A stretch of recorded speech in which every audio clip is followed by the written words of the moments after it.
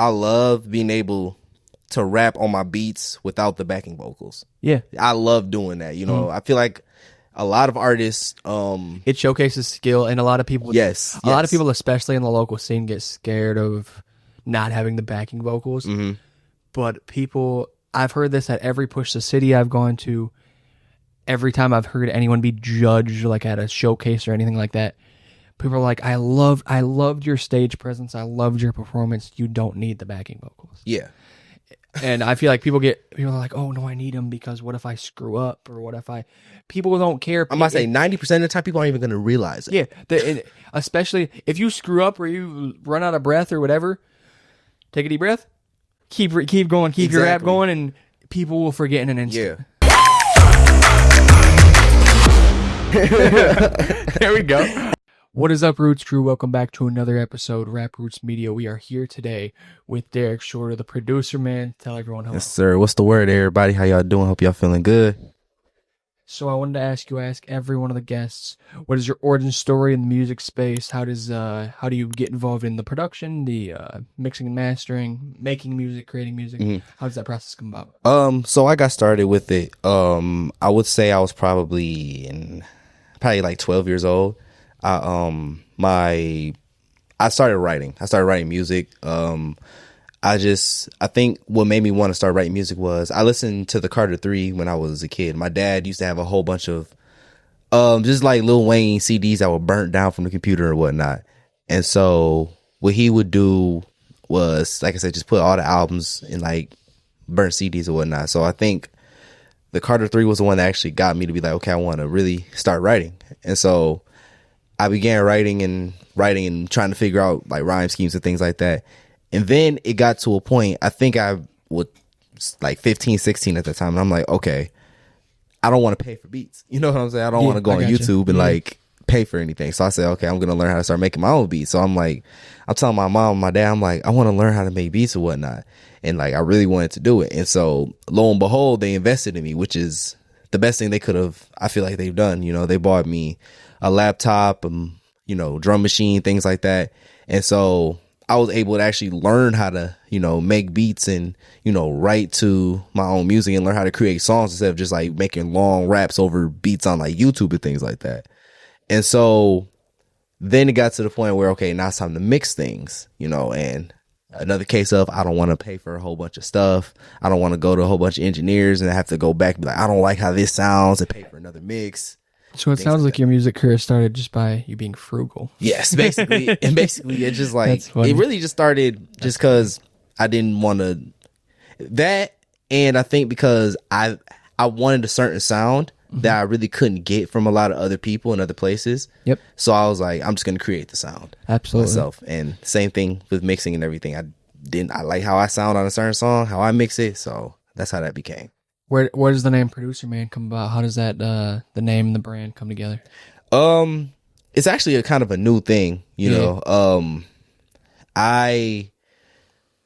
It kind of just rang off, I just like said it one day and I was like, okay, that's kind of cool. And then I kind of like took some letters out of the word, so it kind of looks a little more cooler and things like that. And lo and behold, it became my last project, which is Producer Man Volume 1, which dropped back in May. Mm-hmm. That's, then it kind of became its own thing. Absolutely. And now it's my music imprint name. Yeah. So yeah, I noticed the tag "Good Produce the Family." Yeah, that's my like media. So like for all the videos and like my publishing and things like that, that's going there. Then my actual musical imprint is Producer Man. Okay. So gotcha. Good. Yeah. Talk to me a bit about you. You talked to me a bit about with Carter 3. Talk to me about more current influences in hip hop. I'm a big Alchemist fan. I am a huge Alchemist fan.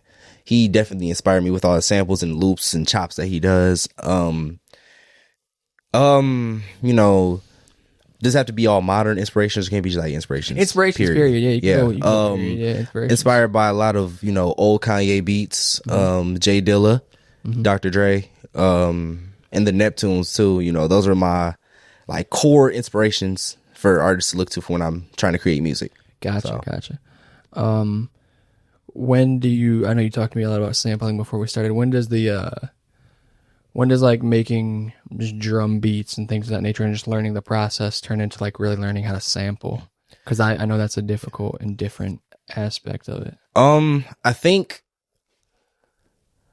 well, with me, I just love old music. I grew up with it. My mom grew up with a lot of old soul music, and so as I got older and was growing up, she was playing the same all that, Yeah. a lot of Luther, a lot of Smokey Robinson, things like that. So once I got old enough and like started understanding that music, I was like, okay, I want to sample this because, like I said, my inspirations are like Ye and Dilla and Alchemist, and they're big samplers. Yeah, they're big samplers, and a lot of it is flipping soul. Yeah, so it's kind of like, okay, I want to learn how to do that instead of me trying to be like, okay, I want to be that producer like Metro. Metro's one of my inspirations, but even he samples too. So it's kind of like, okay, I want to do sampling. That's I knew I wanted to do that when I first started, and that's why I stuck to. As I told you before we started, I love sampled beats. I love when you can pick a project apart, and especially like after the fact when an artist releases a track that's like heavily has a heavy sample influence. Yeah, it's cool to for me to break that down and learn where that comes from.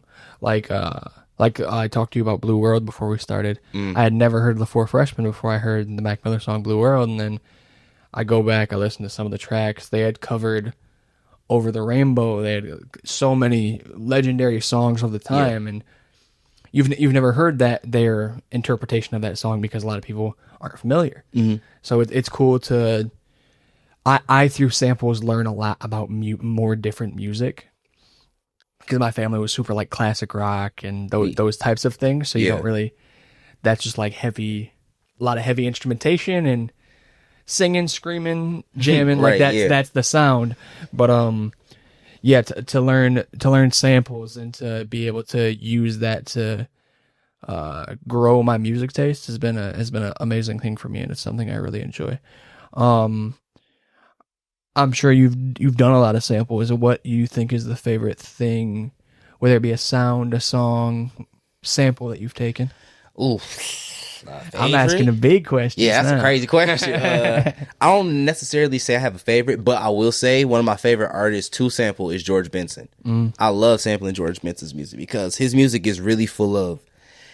It's a lot of instrumentation going on. You know what I mean? I promise you, I probably have about 4 or 5 of his vinyls, and 2 of them probably like live albums. Yeah, I love the live stuff. I said, I got Duke Ellington here. I got a Mac Miller live record. What I like to do is, since you talk about live records, I like the record player to kind of be a centerpiece of the set. So we'll throw this live album up there. I'm a fan. That's real. That's real. Mac Miller for sure. But yeah, so like I said, George Benson's probably my favorite. I have like about 2. And I think with live albums, I think it's really good to sample off of those because there's so much improvisation going on. Absolutely. The drummers, especially because I've been very big into drum breaks as of late. So I've been like listening to old stuff, and like those drum breaks on live albums are probably second to none to me. Yeah. So yeah, probably George Benson, Luther Vandross too, like I mentioned earlier. Just a couple of some of my favorite artists to sample. Awesome. As I told you, I'm familiar with you via Sunny Ski, who I saw you guys get to shout out Sunny Ski. Communicate a bit earlier. How does that relationship come about? Is it through who makes the connect, and then how does that relationship begin to flourish? So there was a showcase. It was an artist showcase. Back in, I want to say 2022. This is when I moved back from Detroit, moved back to Grand Rapids. Yeah. It was a showcase, and it was a bunch of local artists that were, performing and stuff. I was one of them. So, it really just stemmed from that. He was one of the performers. He performed. I thought he was dope. He thought I was dope. We exchanged, info, and then we just went from there. We got to end up making a couple records together over the years. I know you had a couple on his recent project. The first time I remember hearing you was the Thank God song. Yes. Together. That is, and I know you made the beat. I assume you mixed it. Mm-hmm.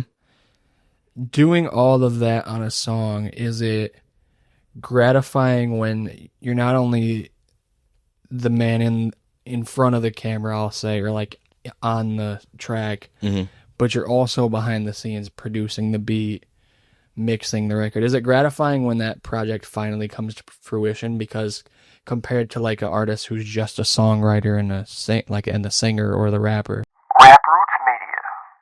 What is up, Roots Crew? Thank you for tuning into today's episode. If you would like your own podcast episode, live stream appearance, piece of advertisement, profile story, anything of those sorts, make sure you check out raprootsmedia.com/content packages to reserve your spot. Now, on to the rest of the episode. You are putting so much more investment into it.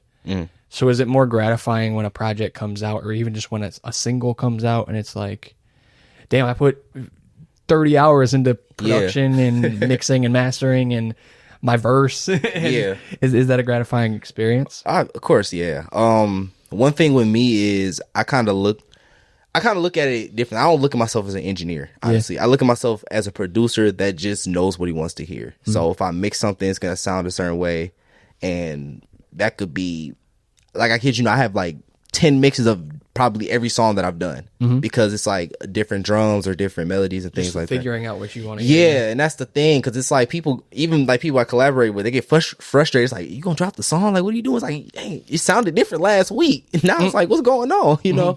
But yeah, it definitely is gratifying, because like I said, I go through so much trying to figure out what I want. And that's really where the producer man thing comes from, being able to do all of that and then putting it out and being like, okay, I can say that I did this, you know what I mean, with my hands. You know? Absolutely. So, yeah.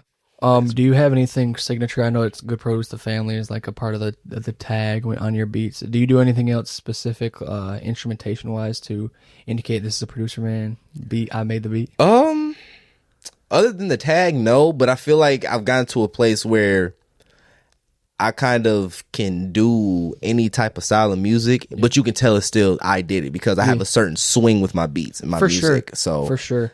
I just think it's kind of like a sonic thing that you have to catch. I was talking with Ski about Pharrell and how he is like, he does the four count. Yeah. Because he asked me, if you had to pick a producer and two artists to be on a song, and I picked Pharrell, Drake, and Giveon, were like the three I picked. Oh wow, that's an interesting trio right there. It's an interesting trio, I thought.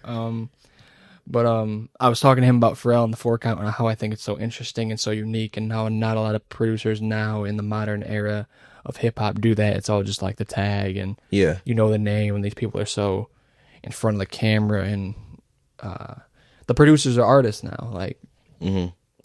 Metro doesn't have to sing or do anything on a record other than produce it, and he's a superstar. Exactly, he makes millions of dollars. Like, so it's interesting to see someone like Pharrell, who is in, I would say, a similar position to you, just at a different level. I mean, he's singing, he's producing, I'm sure knows how to mix and master fairly well. Doing that, but then also not falling into that, just let me just Pharrell on the track. Like, he doesn't have to do that. And he's so aware of that, not having to do that. He's like, all right, well. Yeah. And even Alchemist does that. I didn't mean to cut you off, but I know Alchemist does that too with the, like, I don't know if you noticed, but if you listen to like a bunch of his songs, like at the beginning, he'll just like, it sounds like he's just pushing a bunch of pads together just so you can be like, okay, what's about to happen? Like, he's building momentum up to like, okay, what's the drop gonna be? You know what I mean? Yeah. So, yeah, it's kind of like that too. Yeah, for sure. And I just think it's powerful to be able to not need the tag and just let the swing of the beat carry it, and let the artists who are on it do their thing, flourish. You as the producer don't have to do too much. And I feel like Metro could do that too, but I mean, he has some great producer tags. I mean, I mean, there's some of the most legendary producer tags that we've heard. So I don't know. I just feel like the differing in, I feel like it all just comes with experience. Like, Pharrell is able to just not put any producer tag because Pharrell has been making music for 20 plus, 30 plus years at this point. Like, people know who Pharrell Williams is, and will always and forever know who Pharrell Williams is. People know who The Alchemist is, and will forever know who The Alchemist is.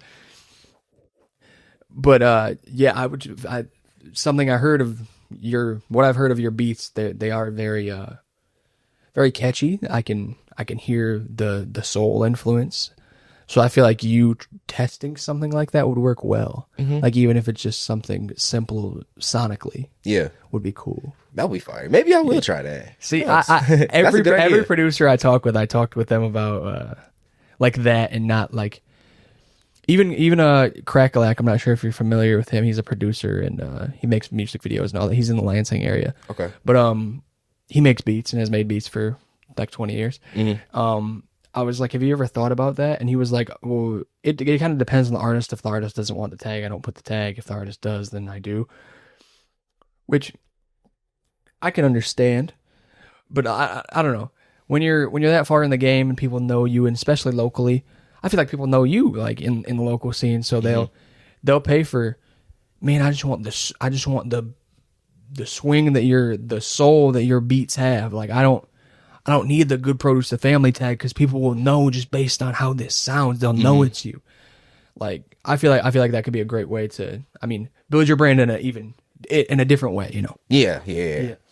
Alrighty. Let's dive deeper. I know you talked to me a bit about college. What was that? Were you making music during your college experience or not really? Yeah, I was, definitely. That's where I feel like going to college was where going to college got me where I am now. Yeah. As far as like, so like I told you earlier, I went to Eastern Michigan. Yep. Shout out to the Eagles. When I got there, I was introduced to a group of artists called Tribe, and they were like when it came to making music and like being in the local scene, that was the group to be with. You know what I mean? Like, there was so many great artists there that I'm still connected with to this day. One of them, my good friend, shout out to Soccer the Renegade. He's actually on tour with T-Pain right now. Awesome. I was just talking about T-Pain the other day. Yeah, I'm gonna say, he's opening for T-Pain on tour right now. So shout out to him. Shout out T-Pain. What's his name again? Asaka the Renegade. Asaka the Renegade. Asaka the Renegade. Dog. That's yes, awesome. sir. Yes, sir. Shout out to him. You know what I'm saying? And my buddy Stan the Third, who I'm doing a lot of music with. I'm still connected with them. Devon the Illest. A whole lot of artists. So getting with them really helped me develop my style that now with the samples and everything. 'Cause like I said, I was still sampling everything, but it kind of like it grew because I was like, okay, I'm working with these artists, and it was the thing of they was looking at me as a producer before a rapper before, and like back then I was kind of like real adamant. I'm like, dang, y'all didn't know I was rapping before. Like this, I only made beats just so I could rap on. I did want to ask you that. Like, do people pigeonhole you into producer? They try to, they try to, and I got to a point. I kind of got to a point where I kind of accepted it. It's like, okay, I'm just like this, just the artist, period. I don't want to kind of box myself in. You're a multi-hyphenated artist. Yeah, but at the same time, it's like, okay, like, it's like a lot of, like, rap categories that people want to put me in because I'm not, strictly just writing and rapping and things like that. Yes, let me plug this real quick while I'm Go here. ahead, man. Della Soul Records, 1220 Kalamazoo Avenue. Make sure y'all go down there and check out. I do have a question. Does your mom do like would you work with media? I would love a record store sponsorship. Like if she'd be interested in like letting me tap in with some awesome records, I'd promote the hell out of the store on the show. Absolutely. Let her know that I'll come by, and I would love to. I'm looking for like potential sponsors for like maybe I could give artists records or something cool like that. Yeah, I would love to do something like that. And I really think her record store is really like it's really inspiring to me because like I was telling you earlier about my mom, like growing up with all the old soul songs that she would be playing, and now it's like a record store, and it's like she's really like 90% of the reason why I sample. Because all the old music and things. Absolutely. Yes. But that's very cool. Mm-hmm. Yeah, I would definitely be interested in. I was thinking about that when you were telling me about it, but I wanted to keep it. No, you're good. Keep it for the episode. Alrighty. You talked to me about a bit about your mom. Was your dad heavily musically inclined or not? He was a producer himself. Oh, okay, that's where it kind of came from. Yeah, mm-hmm. I remember when I was like, I want to say like 8 or 9. He took me to one of his buddy's studios because they had like the whole like. It was actually off of Division, which is funny. It was on Division. It was on the whatchamacallit. It was on the second story. I forgot what the name of the building was, but it was like they had the whole like big ass mixer board set up. Like it looked like an actual like studio. Yeah, for sure. And so I was in there and they were like doing music, and then he gave me a beat CD actually when I was younger. It was like beats that he had made. Yeah. And then he was like, go ahead, write to these. And I still have that CD to this day. Like that's awesome. oh, that's my heart, man. So it's like I never wrote to him. Actually, I did write to him. I never put the songs out. But there's songs to those. So when you were like yeah. 8 and when I was like 8 or 9, I didn't write to him until I awesome. was like years later. Oh, like okay. Years later. I just kept that CD because I knew I was going to use it one day. That's awesome. So yeah. That's very cool. Ed Sheeran has talked about like making a song every year of your life, and I was like, damn, if you were mixing songs when you're 8 or 9, I'm like, you better put those out, dude. That's insane. I promise you should. Yeah. Yeah, that's awesome, man. So it sounds like music has just been in your blood from day one. Mm-hmm. Alrighty. Do you have any siblings or anything, or just your only child? Yes, I have a little brother and a little sister. Are they very into music as well, or not? So not as much so. Not really. I think kind of stopped with me. Oh, okay. I see. In terms of, have you done a couple of live shows or done any performing outside of like showcase things? Yes. Yeah. What is your favorite part about that? I mean, obviously your beat gets played in front of people. You're performing your work. So what's your favorite part about that process? I think just actually like rapping and performing it because people love to pigeonhole you. Yeah, that's the that thing. makes sense. And I feel like I love being able to rap on my beats without the backing vocals. Yeah, I love doing that. I feel like a lot of artists, it showcases skill, and a lot of people, a lot of people, especially in the local scene, get scared of not having the backing vocals. Mm-hmm. But people, I've heard this at every Push the City I've gone to. Every time I've heard anyone be judged, like at a showcase or anything like that, people are like, I loved your stage presence. I loved your performance. You don't need the backing vocals. Yeah. And I feel like people are like, oh no, I need them because what if I screw up, or what if people don't care. I'm about to say 90% of the time people aren't even going to realize it. Yeah. Especially if you screw up or you run out of breath or whatever, take a deep breath, keep going, keep your rap going, and people will forget in an instant. It takes a bad screw up at a concert for people to be like, oh my God, that was terrible. Yeah.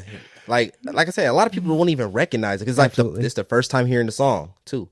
And going back to why I like performing the most, why I like performing, I think I record my music as if I'm performing already. Yeah. As is. So it's like when I get on stage, it's more easier because I feel like I'm back just recording something.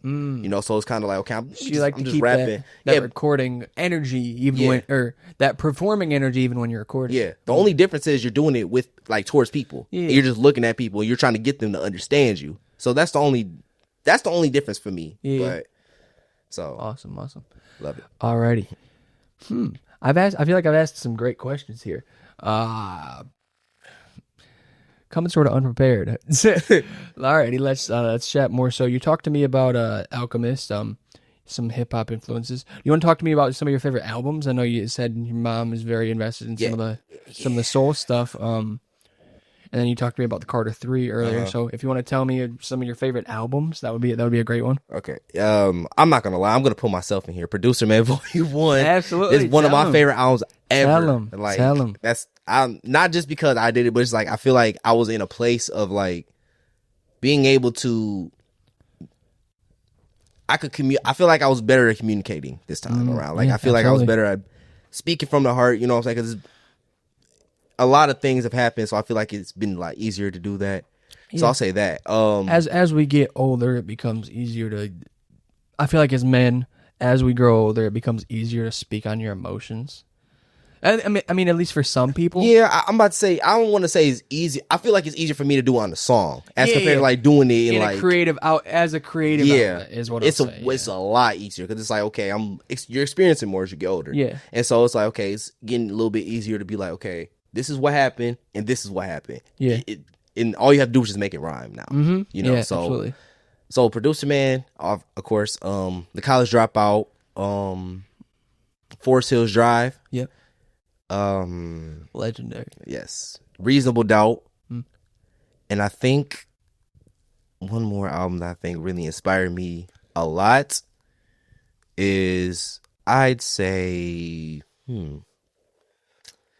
it's always the last one that's the trickiest, isn't it? Of course.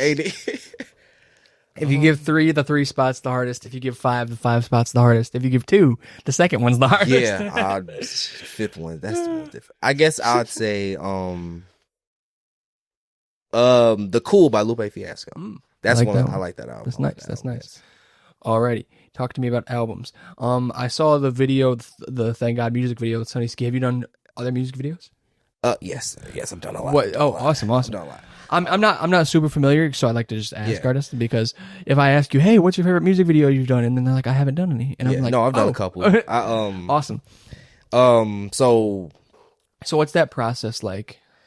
Well, the Thank God video, we had treatments already set up. Like we had planned, like me and the people who shot it, me and my guy Malik, shout out Malik. Yeah, we had already planned it out and everything, like how we were gonna do location, everything, outfits, things of that nature. Yeah, I'm about to say. And then he had his man Jordan. We were already, just putting everything together and things like that, just planning how we're gonna do it.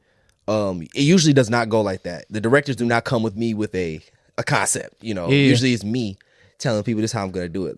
But that specific one was already prepared and everything before we even got to the shoot. Gotcha. But usually how videos go for me, I'll make a song, I'll have an idea for it. I find a videographer. Matter of fact, if you're a videographer, please hit me up. I need a new one now. Since my guy moved. Yeah, Leak. My guy Leak moved on, man. Shout out Texas. Yeah. Shout out my guy. Shout out Leak. But usually I'll have a song, I'll create an idea based on what the song is about. Find a videographer. I don't know if you see the guy who does the Blue Bridge sessions that Ski just did. And yeah. I've seen his. Everything I've seen is from Ski. Honestly, on Instagram, he's everywhere. tearing it up, man. But the dude who does those sessions, I believe, is also a videographer. So and the Blue Bridge performances are awesome. So I'd say that'd be a good one to get in contact with. That's just throwing that one out there. right. Yeah, just put that into the world. But so then we just go there, then shoot the video and drop it. So I think aside from Thank God, my next favorite video is probably my Penny Lofton video. Okay. From 2023. Yeah. So it was done by my guy Specs, RIP my brother Specs. He shot the video. He came from Detroit to come shoot in GR. Gotcha. It was downtown GR. We just went around GR, a bunch of different spots that I grew up going to, getting those shots in, and came out really well. And that's probably actually, I know I said Thank God. That might be my favorite video instead. Penny Lofton, then Thank God. I like that. So I like that as an answer. It seems to me the vinyl collection, the sampling. Yeah. You have a feel for classic nostalgia. The ability to have tangible music. Can you talk to me a bit about, do you remember when you got your first record?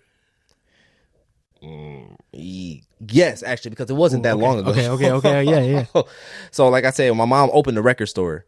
Yeah. The first record I think I bought was either, I think it was a Black Album. That was the first one. No, not the Black Album, the Blueprint. That was the first one I had got. Yeah. And then the Space Jam soundtrack, the first Space Jam movie. Oh, yeah. 'Cause that's my favorite movie ever. And that soundtrack is so classic. Yeah. So I think those were the first 2 vinyls I actually got for myself. Yeah. And put in my collection. So yeah, that's what started it all with that. I know you said neo, soul type of stuff, and you talked to me a bit about hip hop, some albums just there. Do you have any artists you specifically focus on collecting, or not really? Just whatever catches your ear.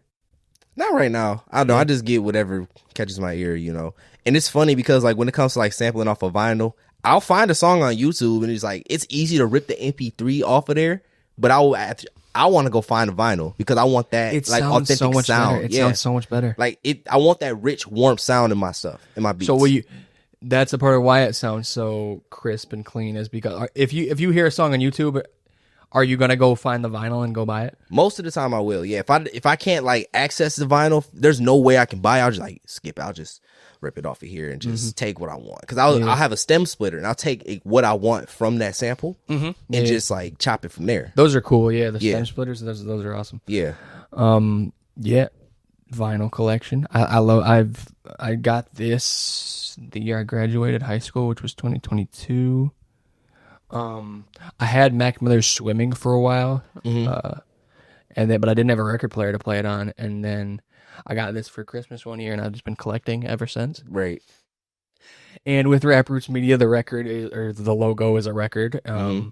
So it's just been a way for me to tie in different pieces of things of music that I love. Like, sorry about that, y'all. We back now. We back. I was talking about just the tangible aspect of records and, you know, the tangible aspect of music and different things like that. So yeah, I like the tangible things. Obviously, Polaroids are tangible pictures, and we don't really have that. Those things are such a lost art now. Things like posters, things like Polaroid pictures, things like albums are such a lost art now. And it all ties back into Rap Roots Media, the name, being rooted and centered in music. And I feel like a lot of the other hip hop publications, not locally, but like mainstream wise, are so focused on the outward appearance of hip hop instead of being rooted in sonically the music and the emotional content. Instead they're focused on like the violence and the drama and all the other outside narratives instead of what's important in the music. Yeah. I think also with music, like physical media is like going so out of style, and it's kind of crazy to me. Yeah. You know, like just the other day I found a CD, like actually it's not, I didn't even find it.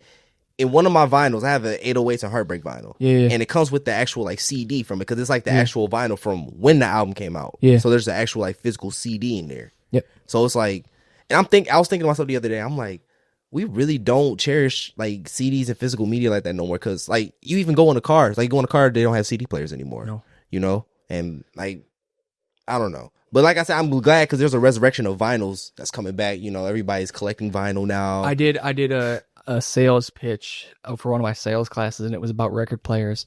Between 2022 and 2023, I think the amount of people who bought records went up 30%, and the amount of people who bought record players went up 40%.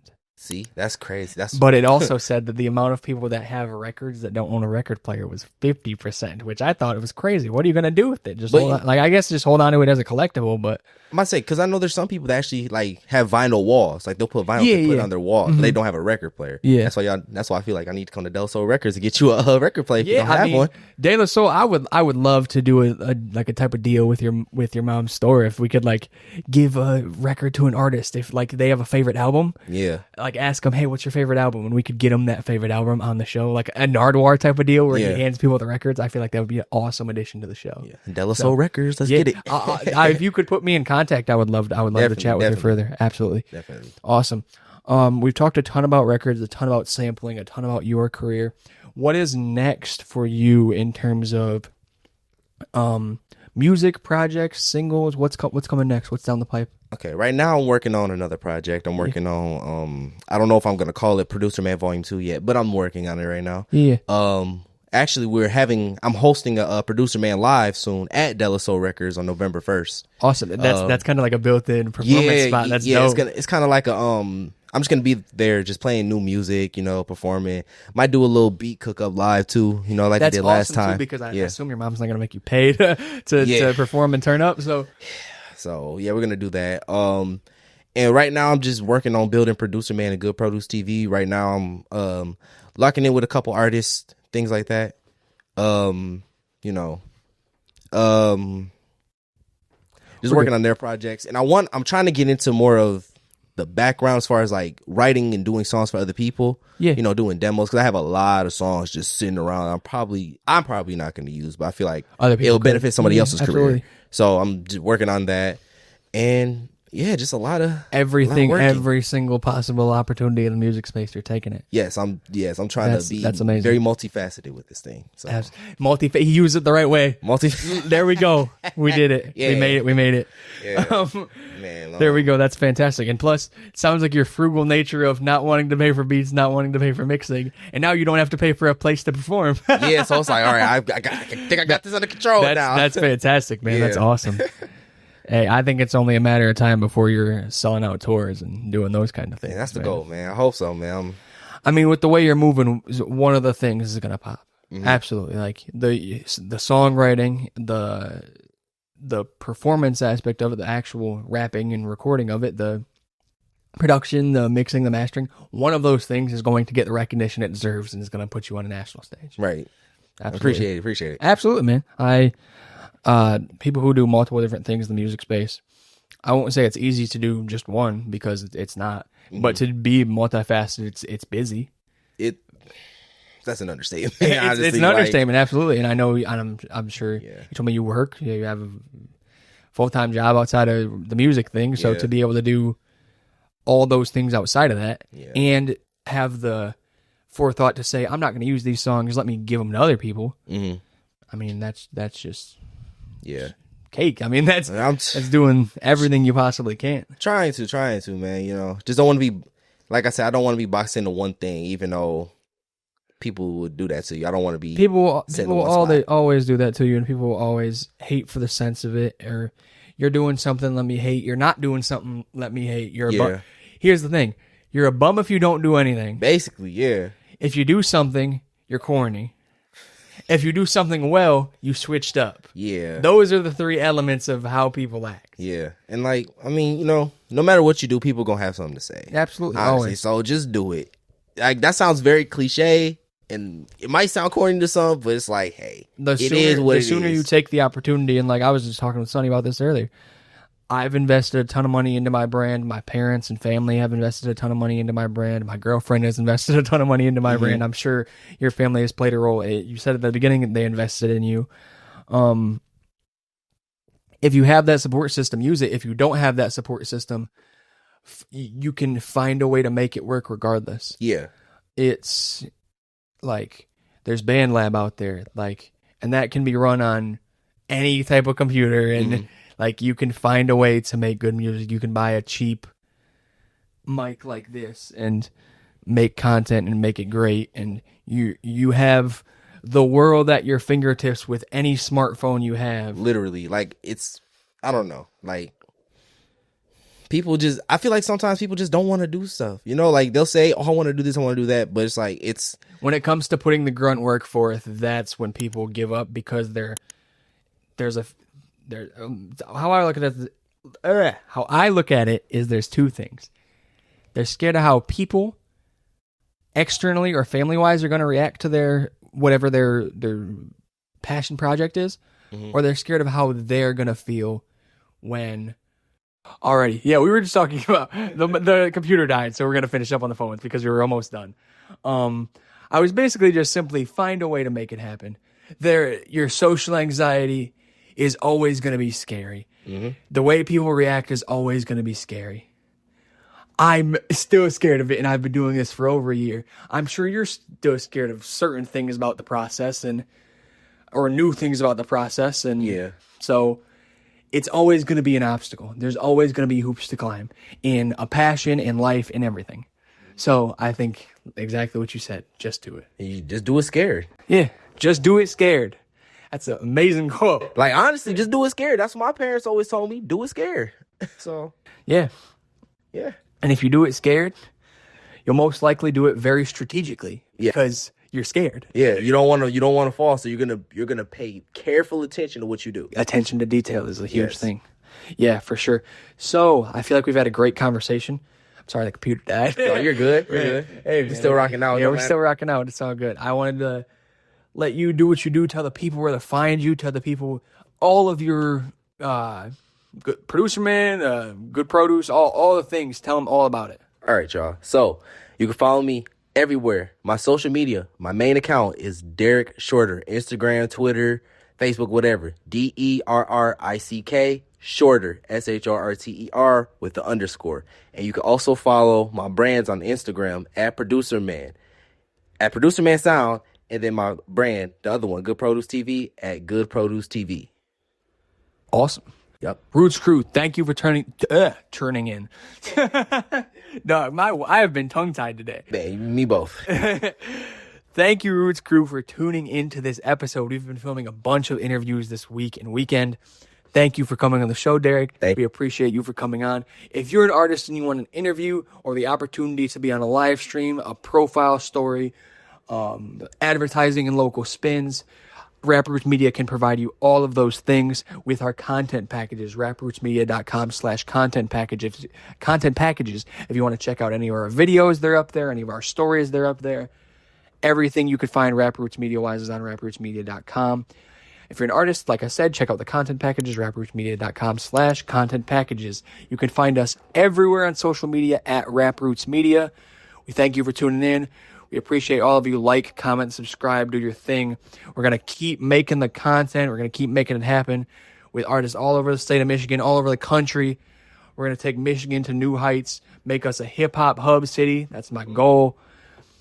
Thank you all for tuning in. I appreciate you for being on the show. Appreciate it. Deuces, y'all. We out.